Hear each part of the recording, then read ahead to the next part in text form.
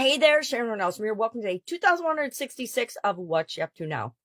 Documenting the journey as I originally transitioned from the brick and mortar and corporate world of businesses to the online world of business, and back and forth again in 2020 with the pandemic and everything and beyond.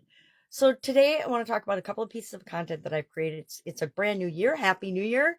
Uh, Starting a new annual challenge. Wasn't sure I was going to do one, but I always say that and then end up doing one anyway. Since 2018, I've done it online.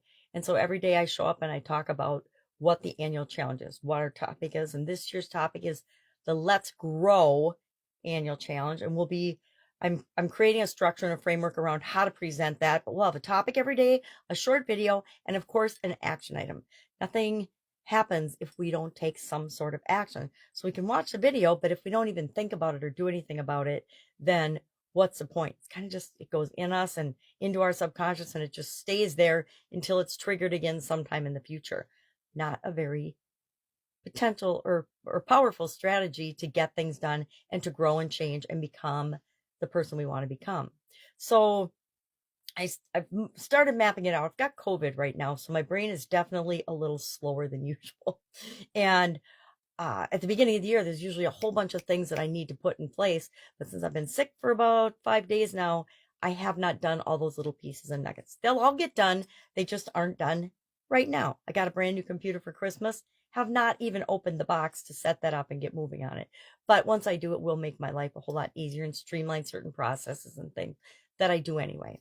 I did set up a new group page, the Let's Grow Annual Challenge group page today, where I will house the daily videos as well as a write-up. I started last year, February 1st, playing with ChatGPT and the artificial intelligence. And I created a write-up for each day's challenge along the lines of the topic that we were talking about. So I like to use my life framework, the life framework that I use to organize and take some of the chaos out of my life.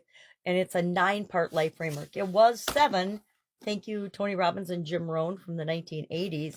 But in 2021, after the pandemic and kind of during the pandemic still, I added a couple of core skills and core areas to my life framework, how I set goals, how I set objectives, how I grow and change and create the life that I want each and every year, bit by bit by bit by bit, right? I've got my long-term legacy goals. And we broke all this down last year in last year's Get Your Goals annual challenge. We did one thing every day to get what we wanted.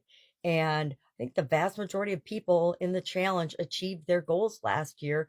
And I'm almost 100% certain that they'll achieve their goals again in 2024, because before the year was up, we set our goals for 2024 in each of those areas and aspects of our life too. And we created our own goal process and practiced it 12 times at least, if not more, during the year, so that we ingrained it in our subconscious. And once we get a tool or a process or an idea in our subconscious, it starts to work on autopilot, which makes it really, really powerful in our life, right? Assuming we put good habits and positive things into our repertoire of triggers and habits and things. You know, we can form bad habits really, really easily, but it's actually just as easy to form good habits. So why not pick and choose the habits and the rituals and the things that work for us that make our life work and make our life easier?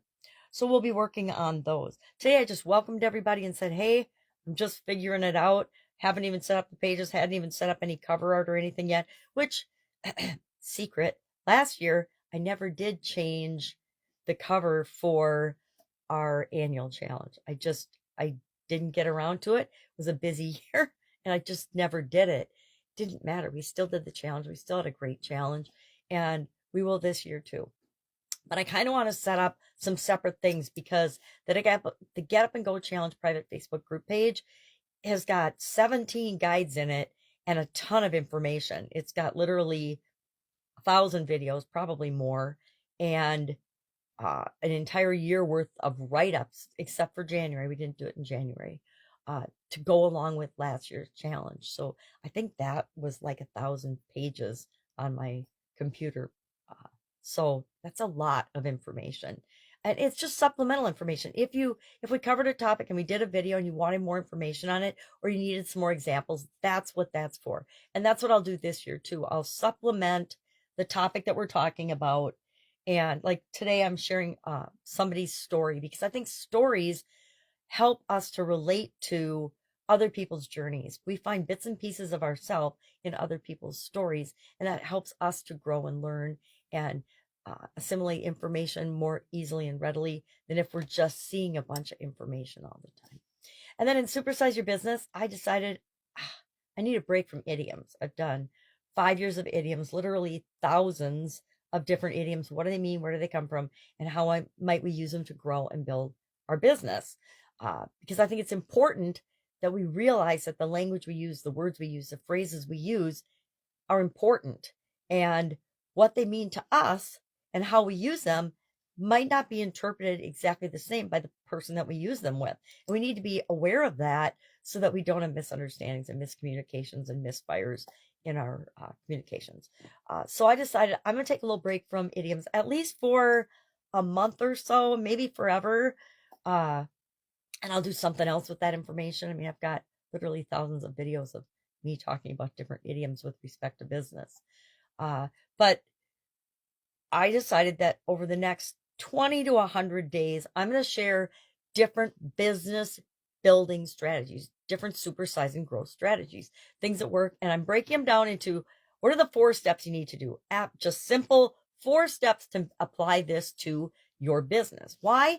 Because if I give you 20 steps, because some things and anything can be usually broken down into a 3 or 4 step process, 5 at the most, or it can be made super duper complicated and it can be a 1,000-step process. I have been involved in companies that do both. Guess what? The companies that break it down into a simple 4-step process that anyone can understand and everybody does understand grow and go a whole lot faster than the ones that have 20, 30, 50, 100, 1,000 steps to their processes and systems, right? Because nobody can remember 1,000 steps. Ask me how I know. I used to have a 400 item to-do list at any given time. I had a 400 item running to-do list on my computer. How much of that ever got done? Maybe 10 things at a time got knocked off it.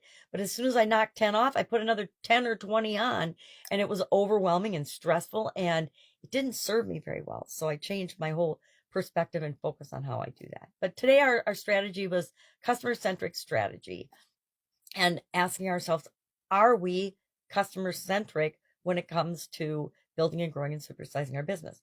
And I honestly answered that one of the businesses that I had for 35 years, we were not really customer-centric. We were product-centric because we loved the product and we listened to our customers, but we didn't develop our initial products and services because of customers and what they specifically wanted and asked for. And when you do that way, you're chasing after new customers all the time because you're looking for the people that want your product or service versus people asking you for a product or service and you providing it to them. When they ask you for it, guess what? They are built-in customers. All right, that's all I've got today. I'm going to go cough my head off for a while. If I can help you in any way, ask. Otherwise, I'll see you tomorrow. Have an awesome New Year's Day. Bye. Hey, get those goals set if they're not.